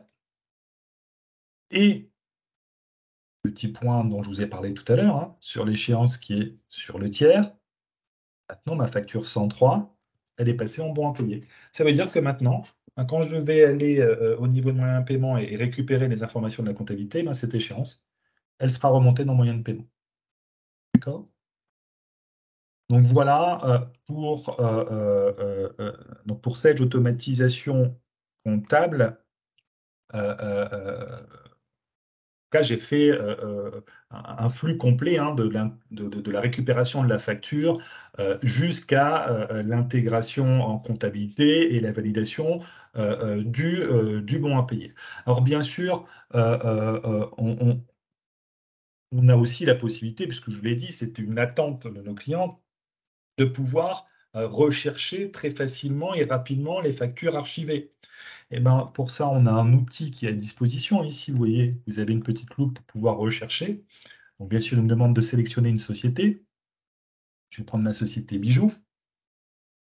Et il me dit, bah voilà, tu peux faire une recherche avec notamment un certain nombre d'informations que tu peux filtrer, hein. Je peux filtrer par fournisseur, par borne de date, borne de montant, borne d'échéance. Je peux même filtrer sur du code analytique, du compte de charge, du numéro de pièce comptable, d'accord, des modes de règlement, des catégories de documents. Ah oui, hein, moi j'ai mon commissaire aux comptes qui me demande toutes les factures de frais généraux. Moi, je n'ai pas à lui envoyer toutes les factures. Je vais aller dire, je recherche que les factures de frais généraux, puisque j'ai catégorisé mes documents, hein, grâce à cette automatisation comptable. Mais surtout, ce qui est intéressant, je vous ai dit, c'est que nous, on ne vient pas zoner en préalable le document pour chacun des fournisseurs, hein. On lit toutes les données. D'accord? Après, c'est l'intelligence artificielle qui se débrouille pour les mettre au bon endroit dans le traitement des factures. Mais j'ai bien dit, on lit toutes les données. C'est-à-dire qu'on lit même le texte qui est dans la facture, ou le texte, d'accord? Toutes les informations. C'est-à-dire que si je recherche, moi, une facture qui contient le mot nettoyage, je peux le faire. Alors bien sûr, je pourrais mettre une bande de date, et cetera, hein, mais je vais faire ici, moi, une recherche complète, et je vais retrouver toutes mes factures qui contiennent le mot nettoyage. D'accord? Alors vous allez me dire: «Ah oui, mais là, c'est simple, hein, le fournisseur, il s'appelle Nettoyage et compagnie et c'est sûr qu'il y a le mot nettoyage». Alors on va aller regarder un peu plus loin dans les autres pièces. Ah, voilà, mon fournisseur s'appelle Bio. Pourquoi il m'a retrouvé Bio ici, enfin cette facture de Bio dans ma recherche? Bah, parce que, je vous l'ai dit, on recherche sur le contenu et dans le corps de ma facture, il y a le mot nettoyage, d'accord? Et c'est pour ça qu'il m'a ressorti cette facture. Donc ça aussi, c'est intéressant parce que, comme on n'a pas zoné, on n'a pas lu qu'une partie des données de la facture, qu'on lit tout, quand vous les recherchez, sur un élément, hein, ça peut être un code, ça peut être une référence, ça peut être, beaucoup de choses, vous allez pouvoir rechercher, très facilement, en tout cas les documents. Ce qui est intéressant aussi, c'est que cette recherche, moi, j'ai un certain nombre ici de factures qui sont ressorties. Et puis, c'est mon commissaire aux comptes, c'est mon comptable, c'est éventuellement l'administration fiscale qui me demande ces factures. Et ben, je vais pouvoir très facilement les extraire ici dans un fichier zippé. Et ici, enfin, en tout cas PDF sans tampon, ça veut dire qu'il va m'extraire les conformes à l'original. Et que j'ai dû pouvoir envoyer à n'importe quelle administration fiscale, commissaire aux comptes, comptable, etc., enfin expert comptable, etc. En tout cas, ce n'est pas opposable vis-à-vis de la loi européenne. OK? Donc ici, hein, j'ai bien, en tout cas, c'est ma salle d'archives, hein. Maintenant, vous voyez, elle est plus sympa, hein. Il y aura peut-être pas trop de toiles d'araignée ou ce genre de choses-là. Là, je suis tranquille, je reste sur mon poste, je fais ma recherche, j'ai mes factures, j'ai plus qu'à les extraire et les envoyer, si besoin. Et surtout, je vais passer beaucoup moins de temps à rechercher une facture. OK? Donc ça, c'est pour la partie Sage automatisation comptable. Je vais vous parler rapidement des 2 options demande d'achat et ECM qui sont des nouveautés donc depuis le 15 février dernier, qui sont des options, distinctes. Donc demande d'achat va vous permettre de structurer notamment enfin de dématérialiser, les demandes d'achat au sein de votre entreprise, que vous soyez connecté ou non avec la gestion commerciale 700. Alors le plus, hein, vous l'imaginez bien, si j'ai la gestion commerciale 700, c'est que dès que je vais valider une demande d'achat, ça va me créer le bon de commande dans ma gestion commerciale. Mais surtout, je vais pouvoir gérer ici, alors je vais essayer de relancer, retour au profil d'origine, peut-être parce que c'est resté trop longtemps. Demande d'achat. Je vais recharger proprement.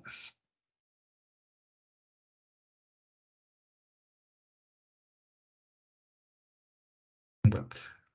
Donc ici, je vais pouvoir gérer des budgets, c'est-à-dire que je vais pouvoir mettre en place notamment euh, des budgets, alors surtout aussi retrouver l'ensemble des factures.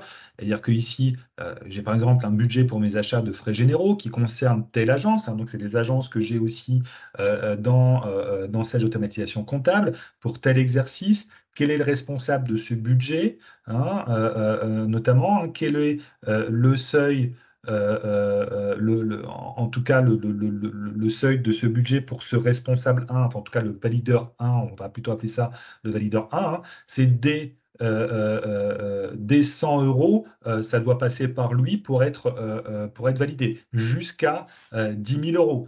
Hein. Et après, sinon, ça doit passer à un responsable 2 qui, lui, n'aura pas de limite. Je vois aussi déjà le solde qui est engagé au niveau de de ce budget. Hein, etc., etc. Enfin, ici, en tout cas, non, j'ai les seuils. Ici, c'est le montant du budget, pardon. C'est 10 000 euros. Et il me reste plus que 9 578 euros, hein, en tout cas, qui est restant par rapport, en tout cas, à ces demandes d'achat qui sont ici. Et du coup, hein, moi, je vais pouvoir après, hein, saisir des demandes d'achat. Bien sûr, tout ça va permettre derrière, donc ici, elles sont en attente de facture. Ici, elle est en attente de validation responsable 1. Je vais avoir notamment, bah, après ici, hein, des onglets qui vont me permettre de voir en attente de validation. Si aussi j'ai saisi des acomptes à payer, les commandes qui ont été générées, qui ont été envoyées vers la gestion commerciale, si j'ai la gestion commerciale, les factures qui ont été validées, enfin en tout cas les demandes d'achat qui ont été validées, ou les demandes d'achat qui ont été refusées. D'accord? Donc ça, c'est pour la partie demande d'achat. Après, ECM, ben, comme je l'ai dit, c'est la hiérarchisation de l'ensemble des documents de cette automatisation comptable pour le voir notamment dans une hiérarchisation que vous allez vous-même paramétrer. C'est-à-dire que vous allez avoir la possibilité notamment de venir paramétrer plusieurs arborescences pour visualiser ou retrouver vos documents. Une fois que c'est fait, vous avez accès ici au niveau de l'explorateur de documents à ces différentes arborescences que vous avez paramétrées. Ici, je suis dans mon arborescence 1 qui me permet de voir donc, ma société, mes agences. Dans mes agences, je vois l'ensemble de mes fournisseurs. Et si je reprends nettoyage, je vois aussi après les différentes étapes, notamment pour mes factures, hein, litige, comptabilité, BAP, etc., etc. Comme je pourrais avoir une arborescence ici 2, qui est différente. Ici, je vois notamment mes sociétés, mes types de documents, et ici, les modes de règlement. Alors, après, ici, hein, ça ne veut peut-être rien dire, mais ça vous montre juste que vous pouvez paramétrer. Mais surtout, ce qui va être intéressant, c'est que je reprends ici l'arborescence numéro 1. Ce qui va être intéressant, c'est de pouvoir notamment retrouver ici, donc je reprends la partie siège, je reprends nettoyage et compagnie, je vais reprendre celles qui sont en BAP, je vais aller tout au bout, hein, notamment ici, et on va bien retrouver ma facture ici 103 que je viens de traiter. Hein, donc elle est tout de suite dans la solution. Et si je clique ici, je vais me réafficher. Alors, j'ai une erreur d'accès, mais je vais réafficher la facture. Ici, je pourrais même voir les fichiers joints. D'accord? Je pourrais même aussi rechercher sur les mots-clés, hein, nettoyage, NJ, etc., comme tout à l'heure, pour rechercher un document. Mais surtout, ce qui va être intéressant, c'est que dans cette automatisation comptable, ici, dans la partie comptabilité, je vais pouvoir aussi rajouter d'autres documents et pouvoir automatiquement les catégoriser, les mettre dans les bonnes, en tout cas dans la bonne hiérarchie au niveau de ma solution et pouvoir ici intégrer des fichiers. Je vais intégrer le contrat, je vais intégrer, je ne sais pas moi, une photo du chantier ou de ce qu'on a constaté chez le client par rapport à cette facturation qui a été faite, etc., etc. Je peux faire pas mal de choses, mais du coup tout associer et après pouvoir bien sûr, le hiérarchiser dans cette structure de documents et pouvoir le retrouver rapidement et simplement. Hein, donc ça, c'est la partie ECM. OK. Donc, j'ai fait le tour de ma présentation, en tout cas sur Sage Automatisation comptable. Euh, Pour cette automatisation comptable, ce qu'il faut retenir en tout cas, c'est que ça va vous apporter des bénéfices. Notamment, ça va vous optimiser le traitement des factures fournisseurs. Hein. C'est l'objectif de la solution. C'est de notamment dématérialiser ce flux de traitement des factures fournisseurs hein, pour, en tout cas, vous faire gagner du temps, de la traçabilité, de la fluidité, etc. Mais ça va vous permettre aussi de pouvoir avoir de la traçabilité sur vos factures d'achat, de pouvoir faire de la recherche, de pouvoir les classifier. Vous l'avez vu, hein, les factures de frais généraux, d'import, de prélèvement, etc. Un autre bénéfice, c'est aussi l'OCR, hein. Il fait gagner beaucoup de temps, surtout au démarrage de la solution, mais aussi dans le quotidien, parce que derrière, il y a une intelligence artificielle avec de l'apprentissage qui permet notamment, hein, de pouvoir derrière s'assurer qu'au fur et à mesure, ça sera encore plus efficace, puisque la solution aura retenu un certain nombre de choses ou de paramétrages que vous aurez imposés pour la lecture des factures. Rassurez-vous aussi, tout ça, même si c'est une solution SaaS, tout ça est sécurisé, même si vos données sont dans le cloud, elles sont sur des serveurs, en tout cas Microsoft Azure, hein, qui sont basés en France, hein, notamment il y a 2 data centers à Paris et à Marseille, qui sont redondants, hein, qui sont répliqués l'un envers l'autre. Mais surtout, sachez que Microsoft Azure fait partie en tout cas des stockeurs cloud qui ont été validés par l'ARS, hein. Donc l'organisme de santé, hein, qui gère en tout cas toutes les données de santé. Comprenez bien que les données de santé, c'est très sensible. Euh, je ne vais pas dire que c'est moins sensible que vos données comptables, mais c'est très sensible. Je pense que vous n'aimerez pas que vos données de santé soient accessibles. C'est-à-dire que les serveurs Microsoft Azure sont ultra sécurisés. Sinon, l'ARS n'aurait pas donné son aval pour stocker des données sur ce type de serveur. Et puis, dernière chose, hein, vous avez aussi la possibilité de modéliser des workflows liés à votre façon en interne de traiter les flux de validation de bons à payer pour valider plus facilement et plus rapidement les factures. Donc, voilà pour cette présentation. Je pense que je suis dans le timing. Il nous reste un peu de temps pour notamment avoir vos questions. Alors, je n'ai pas encore regardé dans le chat. Vincent, je ne sais pas Non, non, s'il y a plein je de vois que questions. Madame de Bouzy est en train de nous en écrire une. Après, s'il faut, on peut ouvrir les micros, hein, c'est comme on est. Et les un nombre. N'hésitez pas, que ce soit par texte. Alors, je vois que Valérie est en train de saisir quelque chose.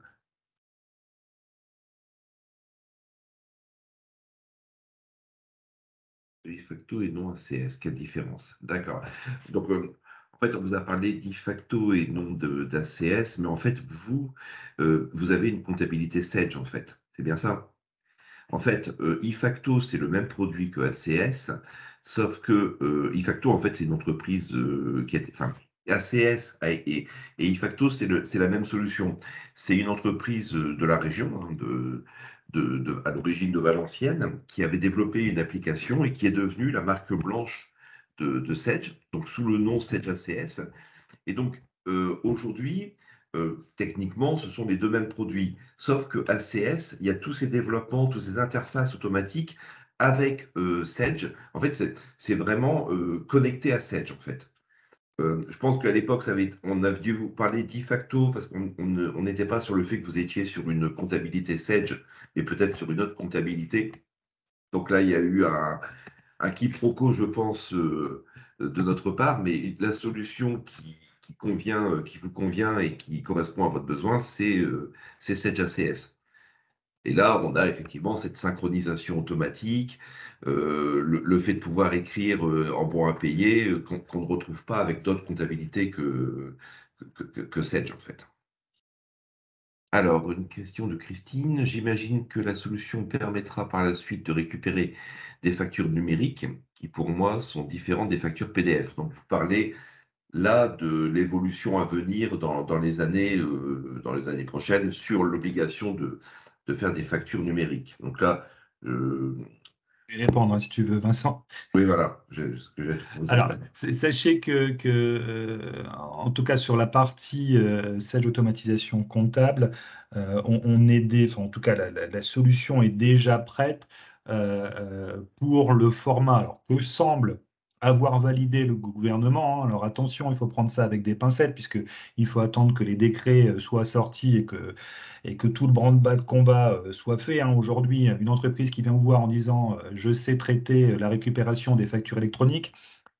Demandez-lui quel format a été validé exactement par les décrets du gouvernement, et s'il vous répond quelque chose, ça ne sera pas trop vrai puisque les décrets ne sont pas encore finalisés. Et en plus, ça a été repoussé de plusieurs mois puisque ça devait commencer à partir de janvier 2023. C'est déjà repoussé à juillet 2024 pour la première phase que vont être les grandes entreprises, donc aussi bien en transmission qu'en réception.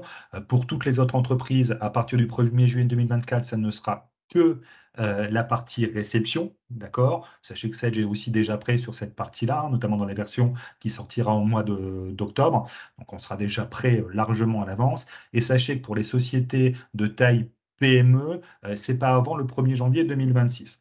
Mais quand on dit tout ça, sachez que nous, on est déjà prêt. En tout cas, on est déjà prêt sur le format PDF Facture X, qui a l'air d'être celui qui va être, enfin, qui est retenu normalement, s'il n'y a pas de changement d'ici là, qui est retenu en tout cas dans le cadre de cette législation sur la facturation électronique.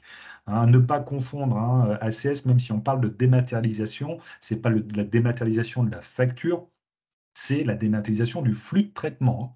Il y a en tout cas deux choses dans tout ça, hein. La dématérialisation des factures, ça sera bien à partir de la gestion commerciale, puisque c'est les factures que vous allez devoir émettre. D'accord? On n'est plus au niveau de la compta, en tout cas, enfin, même si après on va pouvoir les récupérer dans la compta, hein, c'est pas ce que je suis en train de dire, mais en tout cas, le départ de l'émission de la facture, ça va être notamment dans les outils de gestion et plutôt dans les outils de gestion commerciale, hein, parce que la facture est bien émise normalement par une gestion commerciale.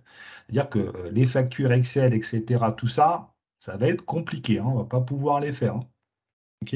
Et sachez que derrière toute cette facturation électronique, j'emploie bien le mot facturation électronique et pas de dématérialisation, hein. Derrière cette facturation électronique, il y aura aussi beaucoup d'autres choses, puisqu'il y a notamment des fonctionnalités qui sont attendues dans le cadre de cette loi, qui vont être donc l'e-invoicing, donc l'envoi de factures électroniques hein, par les solutions de gestion, euh, mais aussi le e-reporting, d'accord? Le e-reporting, ça veut dire que au moment où vous allez émettre votre facture, vous allez déjà envoyer aux organismes fiscaux des informations, c'est-à-dire que la déclaration de TVA sera entre guillemets préfaite, puisque vous allez envoyer toutes les informations liées à votre facture à l'État qui va récupérer ces données et les traiter tout de suite. D'accord? Donc, alors tout ça, on reviendra vers vous, hein, Sage reviendra vers vous, même si on a déjà eu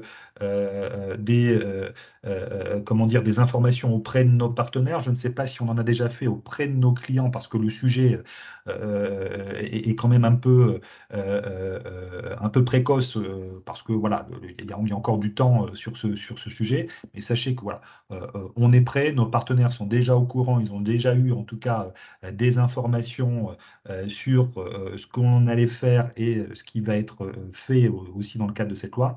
Donc, bien sûr que nos solutions seront adaptées au format de facture électronique qui interviendra d'ici quelques années. On a une question de Madame Yoko. Je Non, suppose. alors, non, Madame Yoko, c'est l'avantage de notre solution, c'est que dès que Extrémité installera la solution chez vous, les premières factures que vous récupérerez au travers de la solution Sage Automatisation Comptable, l'OCR aura reconnu de lui-même l'ensemble des éléments de la facture, sans que vous ayez à lui dire à quel endroit aller regarder pour trouver le numéro de facture, la date de facture, etc. Ça vous fait gagner un temps qui est quand même considérable sur le démarrage de la solution, puisque c'est l'OCR qui s'occupe de tout. Notamment, alors là, on n'était pas le cas d'une démonstration client, mais moi, ce que j'aime bien en démonstration client, hein, c'est prendre une facture du client, l'intégrer dans la solution, attendre quelques secondes et voir que la facture est complètement traitée, c'est-à-dire que le numéro de facture est là, la date de facture, date d'échéance est là, les montants sont là, etc. Il n'y a plus qu'à associer le schéma d'écriture comptable. D'accord? Et ça, sans avoir en préalable dit à la solution, il faut aller regarder là pour le numéro de facture, regarder là pour le montant. Pas besoin. D'accord? Donc, ça veut dire que votre fournisseur change demain de format de facture. Sage automatisation comptable, lui, ça ne lui changera pas la vie. Et donc pour les anciens utilisateurs, ceux qui ont utilisé la version précédente, c'est vrai que la version de zoning, qui est arrivée récemment, améliore encore mieux cette recherche, en fait. Parce que Ah oui, voilà, elle améliore largement cette recherche. Et puis elle permet, comme vous l'avez vu, parce que je vous dis, oui, elle va reconnaître les informations, mais la solution peut se tromper. Mais du coup, avec le zoning, vous pouvez le contredire et lui apprendre, de dire maintenant le numéro de facture que toi tu m'as trouvé là, c'est pas celui-là, c'est un autre élément qui est dans la facture à cet endroit-là.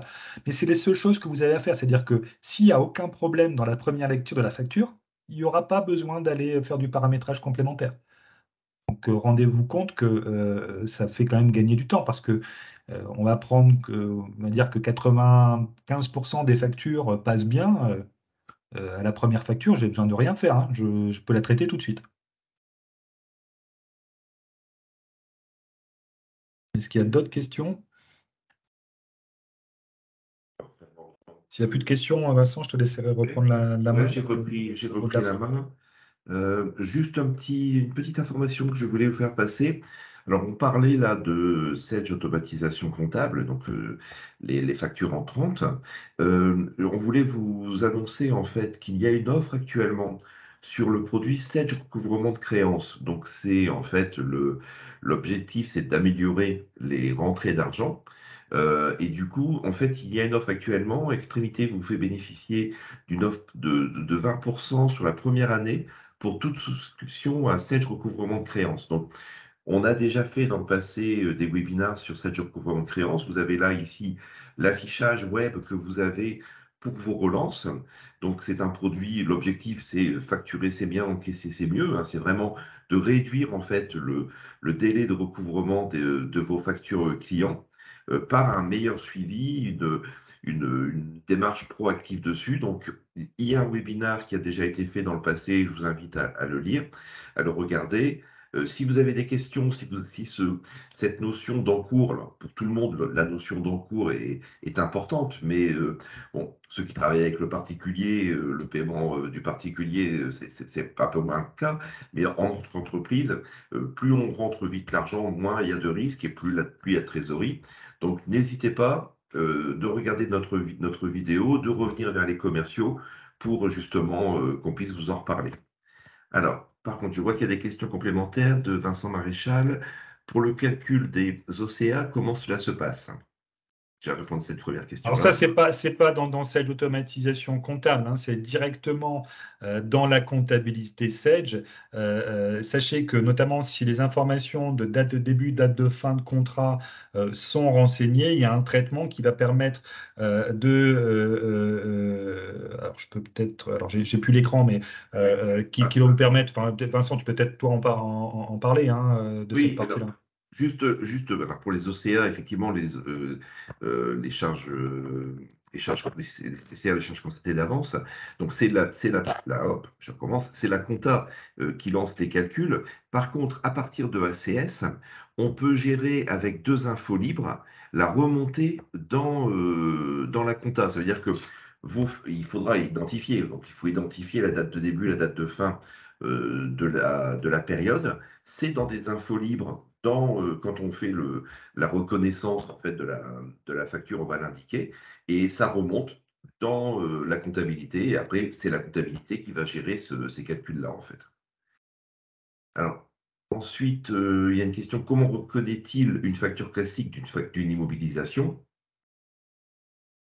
Bah, là, en termes alors là, pour moi, en fait, c'est quand même vous qui devrez identifier si c'est une facture d'immobilisation, parce qu'en fait, un même bien suivant, un même fournisseur peut vous facturer un bien quasiment le même code, avec une valeur différente et vous pourriez le traiter ou en immobilisation ou en charge. Donc, quand la facture va arriver, vous aurez vos modèles de factures déjà enregistrés chez le fournisseur. Si vous achetez des logiciels ou du matériel chez Extrémité, bah, les factures suivantes, il va vous proposer la facture de matériel avec l'immobilisation, le compte de charge. Par contre, vous pouvez avoir pour un même fournisseur différents modèles et c'est vous qui choisirez en disant, voilà, cette facture-là concerne de l'immobilisation, cette facture-là concerne de la charge. Si c'est toujours de l'immobilisation chez ce fournisseur-là, il saura le reconnaître de lui-même en fait. Et sachez qu'on peut associer à une catégorie de documents un modèle d'écriture. Et en plus, un modèle d'écriture qui vient de votre comptabilité sage. C'est-à-dire que si vous avez déjà pré-paramétré des modèles d'écriture dans votre comptabilité, on les récupère dans ACS et on peut les associer de plusieurs manières. Donc, soit à une catégorie de documents, soit l'associer à tel fournisseur. Par exemple, La Poste ou autre. Je peux aussi l'associer parce que je retrouve tel terme dans la facture, hein. Comme on ne vient pas regarder qu'une partie des données de la facture, qu'on regarde toutes les données, ben, si tu retrouves le terme nettoyage, je veux que du coup tu me proposes comment dire, tel schéma d'écriture comptable, etc. Et tout ça, la solution. Alors c'est là où on a de l'automatisation, hein. Alors ça, je voulais pas montrer parce que sur une heure de démonstration, c'est un peu compliqué. Après, Extrémité pourra éventuellement venir vous montrer les choses de façon plus détaillée, mais il y a plein de choses. Il y a même la possibilité de faire de la répartition analytique, enfin, ou de la pré-répartition analytique par rapport notamment à des termes ou des références qui sont renseignées au niveau de la facture, hein. Donc, il y a pas mal de choses qui sont après derrière et qui pourraient permettre de faciliter la vie et du coup de ne pas avoir à réfléchir par rapport à telle situation, quelle écriture je vais apporter. Si vous l'avez paramétré, c'est la solution qui va vous dire, voilà, c'est ça qu'il faut faire. Alors, c'est pas parce qu'il vous dira c'est ça qu'il faut faire que vous n'aurez pas le droit de le contredire, hein, mais en tout cas, ça permet d'éviter les erreurs. Question, peut-il y avoir une reconnaissance à la ligne d'article? Alors, Non, non, non, ça non. voilà. La réponse est Là, non. c'est dans les demandes qui ont été faites, hein, mais aujourd'hui, Il si y a- vous les avez demandes des ont articles, été faites, il y a des choses qui sont en train d'être regardées dans ce sens-là, mais actuellement, dans les versions actuelles, non. en Clairement. fait, si aujourd'hui vous avez différentes lignes d'articles, bah, ce sera dans votre modèle de saisie que vous allez devoir détailler en fait et puis peut-être ajuster les montants à la ligne. On est plutôt sur une reconnaissance principale et pas de la ligne d'article. Y a-t-il d'autres questions? Alors, je vous rappelle, hein, si à l'issue de la présentation, vous voulez la revoir, vous la retrouverez sur notre chaîne YouTube, pour pouvoir effectivement vous arrêter sur certains points que Yann vous a montrés pour affiner votre connaissance. Et puis, on est là aussi pour répondre, pour vous représenter le produit, pour se rencontrer. On peut maintenant se revoir sans masque, donc profitons de se retrouver. Euh, je ne sais pas s'il n'y a pas d'autres questions. Je pense qu'on va un peu le lien pour le. Oui, d'accord, oui. Samuel qui nous précise, merci Samuel, que le lien vous sera renvoyé prochainement. En fait, dès que la vidéo aura été mise à disposition sur la chaîne YouTube, vous recevez le lien pour le replay. Donc en général, on compte 48 heures. Samuel et Monsieur Maréchal s'écrivent. Attendre.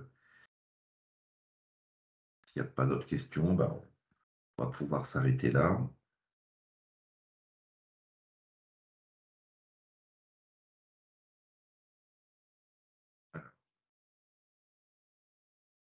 Samuel qui nous flatte, merci. Alors, Monsieur Maréchal, au moment de valider le bon à payer, peut-on voir si un acompte a été versé?